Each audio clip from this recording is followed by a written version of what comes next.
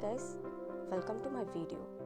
In this video, we would be seeing about bondage and salvation. This is Saranya Nidrajan here. Treating the body and other matters as one's own is bondage, and not accepting them as own means salvation. All are free to accept or reject this relationship. All relationship with the world may lead either to salvation or bondage. But the contract for the spiritual path, simply service to others, leads to salvation. And the link for selfishness brings about bondage. By maltreating a human body, man gets bound, and by its good use, he is freed. For selfish reasons, causing harm to others is misusing the human body, while by giving up selfish interest and doing good to others, it is a beneficial one. To give importance to the perishable things is bondage. Whatever is granted, do not accept it as your own. Then salvation would come naturally. The world comprises the favorable and the unfavorable. The body is part of the world, and we ourselves are a fraction of God. So delegate the body to the world or use it for the service to the world, and consecrate the self to the God. Then salvation occurs the same day. By desire for salvation, keenness for the body does not subsist. If it does, then there is no desire for salvation. By acting for others without thought of reward, salvation comes. And acting with thought of reward for oneself creates bondage. It means that man should act without thought of expectation in discharging his duties.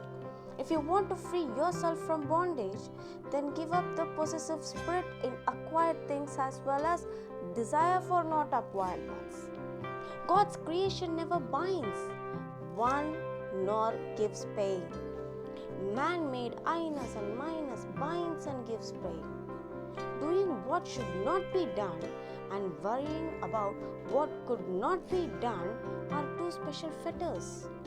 To get a thing or not to get it does not cause bondage, but acceptance of a link with the same does. To treat the world for service to oneself facilitates bondage, while beholding oneself for service to the world is favorable for salvation. Bondage does not arise from action, but from desire. The desire for an unacquired thing and feeling of minus for acquired means bondage and subjection. To renounce the desire for pleasure, carving for liberation is necessary. But to seek liberation with desire for the same becomes an impediment.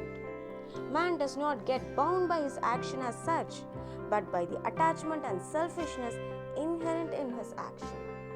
By associating selfishness with any action, such an act becomes lowly and causes bondage.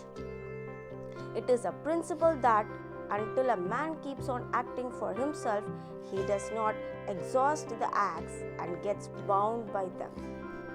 So long as there is a link with the nature, till then to act or not to act, both are acts with created bondage.